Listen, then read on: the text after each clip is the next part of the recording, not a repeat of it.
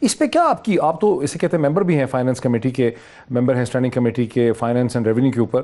یہ energy ministry کی ذمہ داری تھی کہ جب گیس LNG سستی تھی اب سے چند ماہ پہلے یا ایک سال پہلے، تو اس کی فارورڈ پرچیز یا فارورڈ بکنگ کرتے.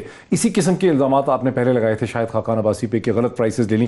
اب آپ نے مہنگی ہو گئی ہے، اب آپ وہ آگے سے ایکسپورٹر سے آپ نے وڈرا کر لی. دیکھیے ڈاکٹر صاحب، اس کا بڑا یہ ٹرکی بات ہے کہ یہ بجٹ کی بات کر رہے ہیں. یہ اس سال جون میں یہ $10 کی آ رہی تھی اور ابھی 4 مہینے بعد یہ $24 کی آ رہی ہے. اب 24 سے 25 یعنی 150% مہنگی ہوئی ہے.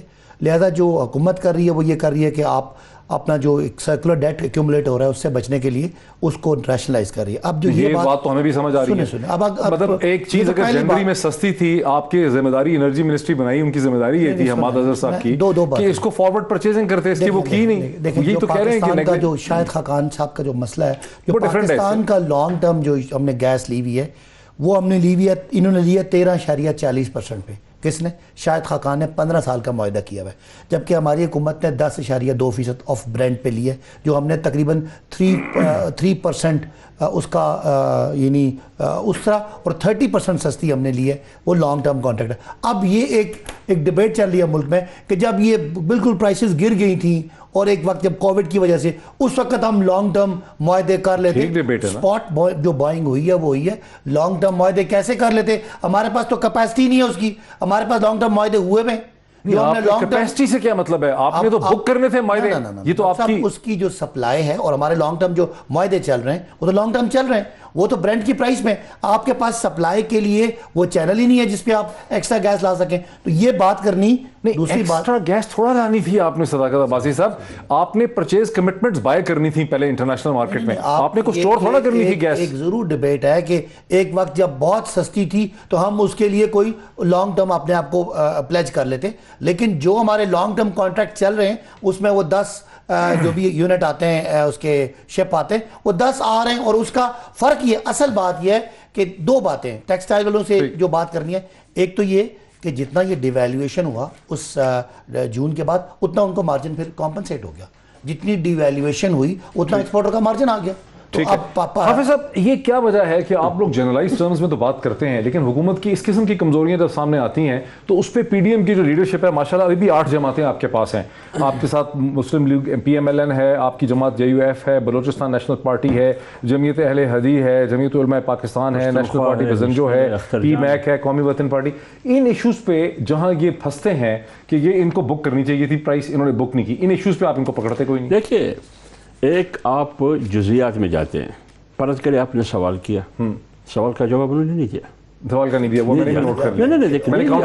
میں دیکھیں نا، آپ نے ان سے پوچھا کہ بر وقت آپ نے خرید کرنی تھی، سستی تھی، ٹکے تو میں کہتا ہوں نا وہ $4 پہ مل رہی تھی اور ادھر آپ کر رہے تھے. اور اب کتنے کی ہو گئی ہے؟ 25 کی ہو گئی ہے، 24 کی. ابھی 24 کی. اچھا، 4 سے بین الاقوامی مارکیٹ میں آپ لے سکتے تھے $4 میں، بیچ سکتے تھے $6 اور $6.5 میں. ابھی آپ 24 میں. یہ اس کا ذمہ دار کون ہے؟ یعنی آپ زندہ 22 کروڑ عوام کو مروا رہے ہو تم، اور آپ ملک اور قوم کو IMF کے ہاتھوں لٹھا دیا ہے تم نے. خود تو پہلے سے ہی لٹ چکے ہیں. اگر مجھے ایک میں آپ کو میں کلیئر کر دوں کہ جو لانگ ٹرم طویل المدتی معاہدے ہیں وہ ایگزسٹ کر رہے ہیں، ان میں کوئی فرق نہیں آنا تھا. یہ صرف ہم نے کچھ ایکسٹرا چیزیں اٹھا لینی تھی اس پیریڈ کے لیے. لانگ ٹرم کے لیے آپ بک کر ہی نہیں سکتے. آپ کی کیپیسٹی ڈاکٹر صاحب جو آپ نے لانگ، یہ ذرا کلیئر کر لیں لوگوں کے لیے کنفیوز نہ ہو. معذرت چاہ رہا ہوں آپ کے ٹائم پہ بول رہا ہوں کہ لیکن جو ہم نے لانگ ٹرم 10 کنٹینر ہم نے جو منگوانے وہ تو منگوانے ہی منگوانے، یہ ایکسٹرا ہو سکتی تھی. وہ کتنے پہ بک کیے ہوئے ہیں؟ $6 پہ نہیں، وہ ہم نے 10.5% پہ کیے ہوئے جو شاہد خاقان نے 13.5%. اچھا، پھر یہ بتا دیں کہ پھر آپ نے وڈرا کیوں کر لیا یہ فیسلٹی گیس جو سستی گیس جو ہندوستان سے مہنگی دے رہے؟ تھوڑا سا سمجھ لیں، 13.5% آف کروڈ آئل.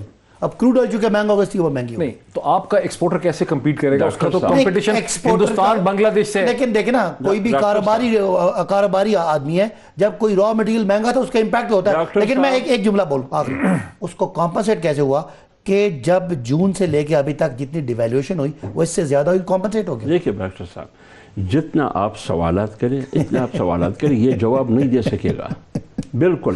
دیکھیں، جب پیٹرول کی قیمت نے بڑھا، فائنانس کمیٹی کے ممبر میری بات تو سنیں نا، پیٹرول کی قیمت جب بڑھا دی ڈیزل کی قیمت بڑھا دی تو عمران خان نے کیا کہا؟ آج بھی پاکستان میں پوری دنیا میں پیٹرول سستی ہے، کہا یا نہیں کہا؟ جب اصول یہ ہے تو پھر بنگلہ دیش میں بابا گیس اور بجلی کی قیمت کم ہے تو آپ اسی ڈگر پہ لے کے آئیے، کیوں نہیں رہتے؟ اسی اصول کو بنیاد رکھا۔ ہمارے پاکستان میں آج بھی جو کنزیومر کے لیے گیس ہے وہ پورے دن میں سستی ہے، یہ بھی میں چیلنج کرتا ہوں۔ لیکن آپ ایکسپورٹر کو تو بنگلہ دیش سے مہنگی دے رہے ہیں۔ یہ امپورٹڈ ہے، ایل این جی امپورٹڈ ہے، ہماری لوکل گیس آج بھی سستی ہے۔ بنگلہ دیش کے پاس اپنی گیس ہے۔ نہیں دیکھیں وہ تو ایل این جی کی بات ہو رہی ہے نا، لانگ ٹرم معاہدے آپ سستے کرتے ہیں نا آپ کی پی ڈی ایم کے شاہد خاقان مہنگے معاہدے میں ہمیں پھنساتے ہیں۔ ابھی آپ پوچھ رہے تھے چیئرمین ایپٹما سے، ہاں یہ جو آپ پوچھ رہے تھے، انہوں نے کیا حکومت کی پالیسی پہ اعتراض نہیں کی؟ انہوں نے بڑے پولائٹ کیا، آپ کو پتا بزنس میں زیادہ کھل کے اس خریداری پر وہ بیچارہ ڈر رہا ہے نا، اس خریداری پر ہم نے نہیں مہنگا کیا، پوری دنیا میں مہنگا ہوا نا۔ بروقت نہیں، وہ کہتے ہیں کہ بروقت آپ نے سیف گارڈ کرنا تھا نا اس کو۔ دیکھیں ہم سیف گارڈ آپ نے بروقت خریداری کرنی چاہیے تھی، آپ نے نہیں کی۔ اچھا یہ اسی میں میں اپنا بات بار کر چکا ہوں کہ میرے بھائی صاحب آپ سننا نہیں چاہ رہے نا، آپ اپنی بات ریپیٹ کریں۔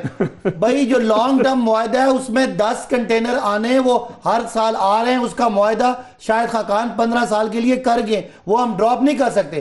ہاں ہمیں سپاٹ پہ موقع پہ سستی مل سکتی تھی جو اس وقت لی گئی، جو اس وقت ڈیسیجن ہوا۔ دیکھیں آپ نے ڈاکٹر یہ جو آپ کا شاہ زیب ہے ان کا بھی سنا ہوگا، حماد اظہر کا بھی سنا ہوگا، میں سنتا ہوں سب کو، وہ پھر بعد میں پڑھتا بھی ہوں۔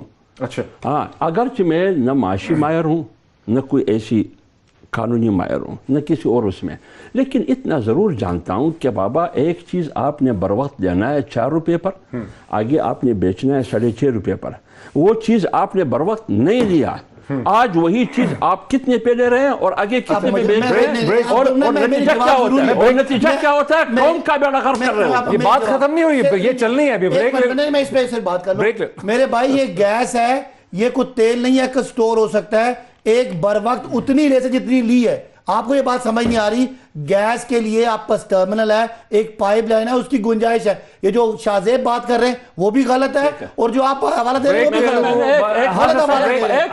گیس کو ہم کہاں رکھیں گے؟ اچھا کون سی پائپ میں آتا ہے؟ بالکل ہے، حافظ صاحب اس میں تو ہم خود بریک لے لو، مجھے بریک لینے دیجئے، کیونکہ آٹے کا بھی یہی مسئلہ ہے کہ آٹے کی کراپ کو کیسے فورکاسٹ کرتے ہیں کہ آٹا کتنا پیدا ہوگا، گندم کتنا پیدا ہوگا۔